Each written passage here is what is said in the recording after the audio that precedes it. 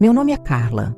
Tenho 56 anos, cabelo grisalho que eu mesma corto em casa e moro sozinha num apartamento de 2 quartos em Guarulhos, São Paulo. Durante 34 anos, trabalhei como auxiliar administrativa numa empresa de transportes. Eu era a pessoa que todo mundo procurava quando precisava de alguma coisa. Trocar de plantão, cobrir férias, ficar até mais tarde porque alguém tinha compromisso. Eu sempre dizia sim. Eu nunca casei, nunca tive filhos. Não porque eu não quis, mas porque a vida foi me levando. Primeiro cuidei da minha mãe quando ela teve AVC, depois do meu pai com Alzheimer. Meus 2 irmãos, o Roberto e a Patrícia, sempre tiveram suas famílias, seus afazeres. Eu era a que tinha mais tempo. Quando minha mãe morreu em 2003, eu tinha 33 anos. Quando meu pai morreu em 2011, eu tinha 41. 14 anos da minha vida dedicados a cuidar de quem me criou. E eu não me arrependo disso, não mesmo. Mas o que aconteceu depois disso é que ninguém perguntou se eu estava bem. Ninguém me ligou para saber se eu precisava de companhia, se eu estava me sentindo sozinha. O Roberto apareceu 3 vezes na minha casa em 2012, sempre para pedir dinheiro emprestado. A Patrícia me ligava quando precisava que eu buscasse os filhos dela na escola, porque ela tinha consulta médica. Eu me tornei a tia útil, a pessoa de apoio, a reserva. No trabalho, a mesma coisa. Eu era a Carla que cobria todo mundo que ficava sozinha no plantão do feriado, que levava bolo de aniversário para os colegas.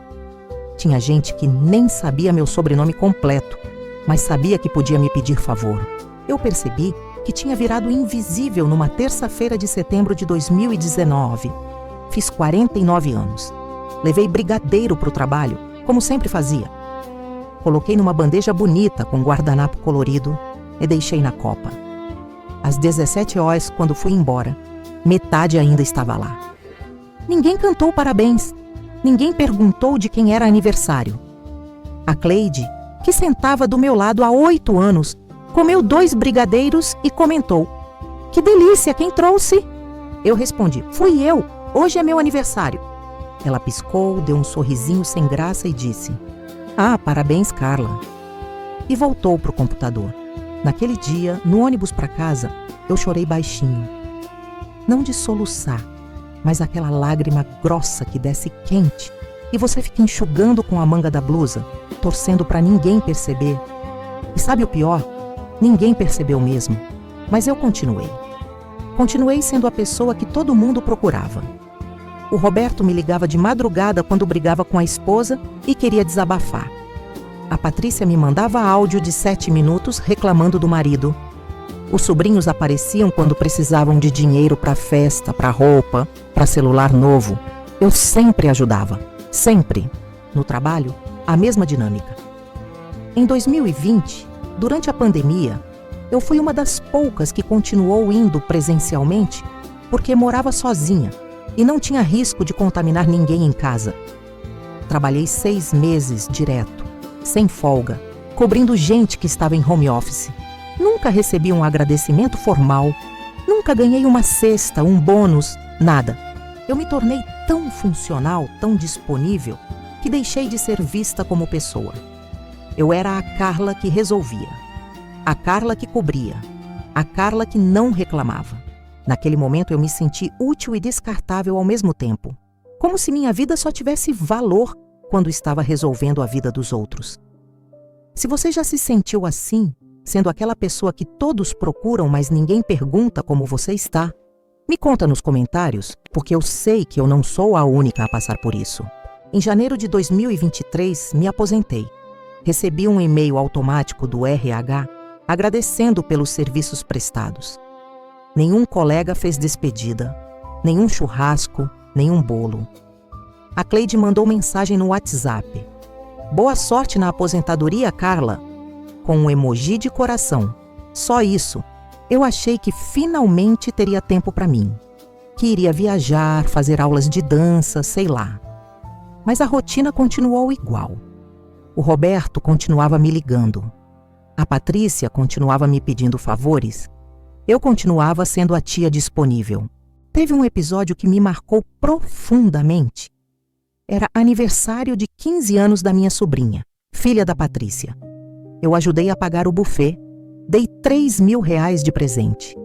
Fui na festa, cheguei cedo para ajudar a organizar. A festa estava linda, cheia de gente. Quando chegou a hora das fotos oficiais da família, a Patrícia chamou todo mundo. O marido, os filhos, o Roberto, a esposa dele, os filhos deles. Eu fiquei de lado, esperando ser chamada. Não fui. Eu fiquei ali, parada, segurando minha bolsa, vendo a fotógrafa posicionar todo mundo.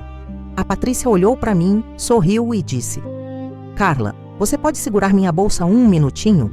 Eu segurei. Quando a sessão de fotos terminou, ninguém me chamou para entrar numa foto. Nenhuma. Eu estava ali, presente, funcional, invisível. Esse tipo de coisa foi se acumulando. Natal de 2023, eu preparei a ceia inteira na minha casa. Comprei tudo, cozinhei tudo. O Roberto trouxe refrigerante. A Patrícia trouxe uma sobremesa comprada. Jantamos, conversamos, rimos. Às 23h30, todo mundo foi embora. Eu fiquei sozinha lavando louça até 1h da manhã. No ano novo, ninguém me convidou para nada. Eu passei sozinha vendo o filme antigo na TV. Eu comecei a me perguntar: se eu sumir, alguém vai notar? Em março de 2024, eu tive uma crise de pressão alta. Fui parar no pronto-socorro sozinha, de Uber. Fiquei internada 3 dias em observação. O médico perguntou se eu queria que ligassem para alguém. Eu disse que não, porque eu sabia que se eu ligasse para o Roberto ou para a Patrícia, eles iam dizer que estavam ocupados, que iam tentar passar lá depois e não iam aparecer. Quando recebi alta, voltei para a casa de Uber de novo. Sentei no sofá e olhei em volta. Meu apartamento estava exatamente como eu deixei. Ninguém tinha percebido que eu fiquei 3 dias fora. Naquela noite eu fiz um teste. Desliguei o celular. Fiquei 1 semana sem ligar, sem mandar mensagem, sem responder nada. Sabe quantas pessoas me procuraram? 0. Na segunda semana eu liguei o celular. Tinha 2 mensagens. Uma da operadora oferecendo plano de internet e outra do Roberto perguntando se eu podia emprestar R$ 500 para ele. Foi nesse momento que eu entendi. Eu era invisível.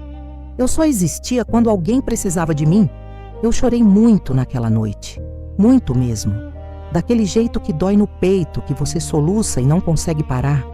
Eu tinha 54 anos e pela primeira vez eu me senti completamente sozinha no mundo. Até hoje eu me pergunto se eu deixei isso acontecer ou se as pessoas simplesmente me descartaram. Você já passou por algo assim, de perceber que você só importa quando está servindo alguém? Me conta nos comentários, porque essa dor é silenciosa demais para ser carregada sozinha. Eu tomei uma decisão. Vou desaparecer de verdade. Vou sumir da vida dessas pessoas e ver quanto tempo demora até alguém perceber. Não de um jeito dramático, não. Eu só parei. Parei de atender ligação. Parei de responder mensagem. Parei de aparecer. Bloqueei o Roberto e a Patrícia no WhatsApp. Bloqueei os sobrinhos. Apaguei meu Facebook. Cancelei meu Instagram, que quase não usava. Eu simplesmente desapareci. Os primeiros dias foram estranhos. Eu ficava olhando para o celular, esperando alguém insistir, aparecer na minha casa, ligar do orelhão, sei lá. Nada. Passaram-se semanas, nada. Eu continuei minha rotina. Acordava, tomava café, via TV, lia, fazia comida, dormia. Mas sem contato com ninguém. Eu ia no mercado, cumprimentava a moça do caixa, voltava para casa. Eu existia, mas ninguém da minha família e do meu antigo círculo sabia.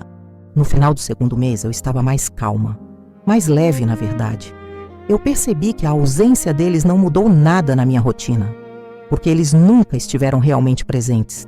3 meses depois que eu desapareci, a Patrícia apareceu na porta da minha casa. Bateu na porta e insistiu. Eu abri. Ela me olhou aliviada e disse: Carla, graças a Deus você está viva. A gente estava preocupada. Eu não respondi, só olhei para ela. Ela continuou: seu telefone está desligado, você sumiu do WhatsApp, a gente achou que tinha acontecido alguma coisa. Eu respirei fundo e perguntei: quanto tempo vocês demoraram para perceber que eu sumi? Ela piscou confusa. Como assim? Quanto tempo, Patrícia? Quanto tempo passou até vocês perceberem que eu não estava mais respondendo? Que eu não estava mais aparecendo?